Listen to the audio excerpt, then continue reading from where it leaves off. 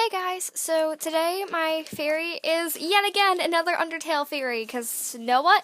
Who doesn't like fun Undertale theories? And this one actually has some sort of evidence to back it up for once. Yay!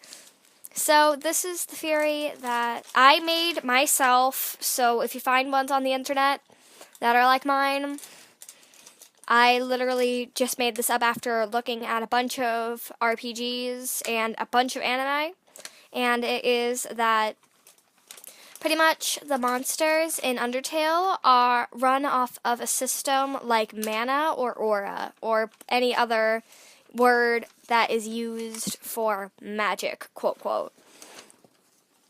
Now, in most RPGs, you have to have a certain amount of mana to do certain things. It's sort of like having points towards one thing or another. You have strong defense, or you have strong, offense, or maybe you have strong healing. But with a few characters, it's a lot more noticeable. With a few characters, you could only battle in one of them. Let's say Asgore, Sans, Toriel, because you know what? Toriel, you only battle once. Flowey, I couldn't find much information on him, and it seems like his HP doesn't change, so.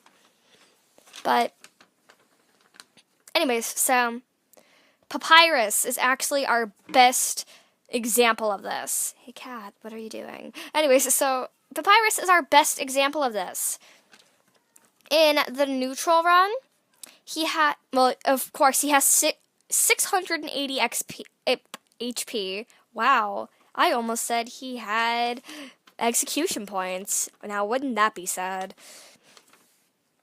But he has 680 HP, which is how much it takes for you to kill him. And that doesn't change. In the neutral run, his attack is 8. And, it sounds like all of this is stupid right now, but it'll make sense in a few seconds. But in the genocide run, his attack actually decreases, which is really weird, because if you saw a bunch of people around you dying, would you lower your attack? But there's a reason he lowered his attack, because his defense in the neutral run is 1, as a 2. But in the genocide run, his defense is 3. So, instead of having a high attack, he chose to have a high defense, which I guess makes sense, because you really want to protect yourself, and you don't want to hurt the people that you Anyways, so he believes in you to some extent, and he's really happy when you don't do a violence, so he really doesn't want to attack you that hard. With Undyne, though, oh my Undyne. So, she has a similar thing happening in the neutral or pacifist run. She has a HP of 1,500 and a attack of 7 and a defense of 0. So she's really cocky in that one. But after seeing people die, she gets she pretty much powers up.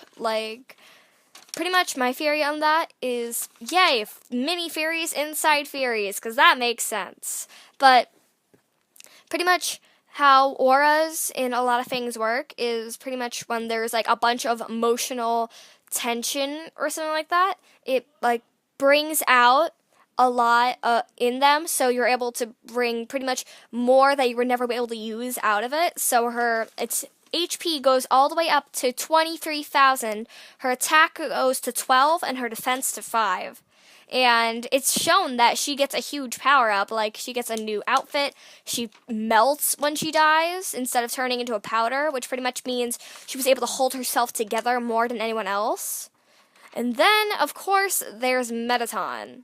And Metaton's pretty much holds up to this fact also. With his HP originally at 9,999, his attack is only 30. His attack is only 30, so it's a lot higher than everyone else's, but when you see his attack later on, then his defense is 255. Now, I see how, he wasn't really putting much towards HP. He wasn't putting much towards his attack, but he put so much into defense. Then, like, when he goes into his next form in the pacifist route, he actually loses a lot of his HP and goes to 1,609, but he gets 47 attack, which is 17 more, and then he loses a lot of his defense, dropping down to 47. Now, this is where this gets crazy. In his last form, he has 30,000 HP, 90 attack, but 9 defense. So he's putting all of his points into his HP and his attack, and hopefully not getting in defense. Which makes sense, because, you know what? He has extremely powerful attacks. If he can attack hard enough and fast enough, then he won't need to defend. Which, of course, was a bad idea, because unless he was able to get us out with one hit, which it actually seems like he would have been able to do if he went first, but since we went first, he's dead. If he actually went first and he hit us first, we would have died, which pretty much makes it so his choice makes a lot of sense.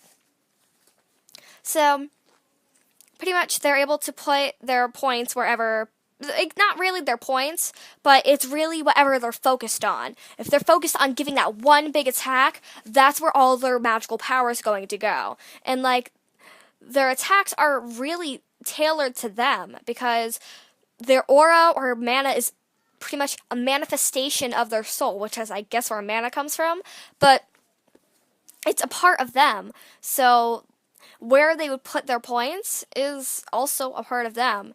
But, like, but sadly, in Santa's case, he only has 1 HP, 1 attack, and 1 defense. And I feel like he had a lot more in the beginning, but watching everyone die over and over and over, I feel like you wouldn't have any feelings either. Like, in anything that I've seen that this has happened, they just lose all hope, like breaking down, barely having any feelings by the end of it. Like, imagine trying to do every single little thing possible to save that one person and realize that it's no use. No matter what you do, it's going to reset and nothing matters.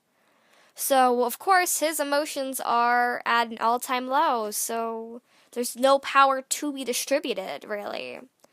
It's really just his lack of caring. And of course, like, Asgore's HP is, like, one of the highest, like, that there is in, like, without the huge emotional outbursts, with 30,500, which pretty much, like, he loves everyone.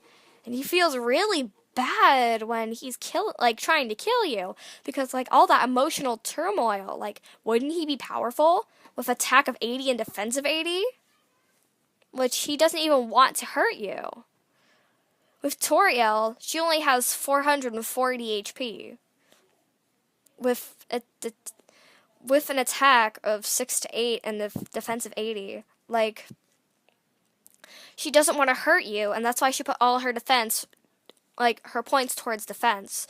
She hasn't met very many people, like, she hasn't seen that many people, so that's why her HP is all the way spiraling.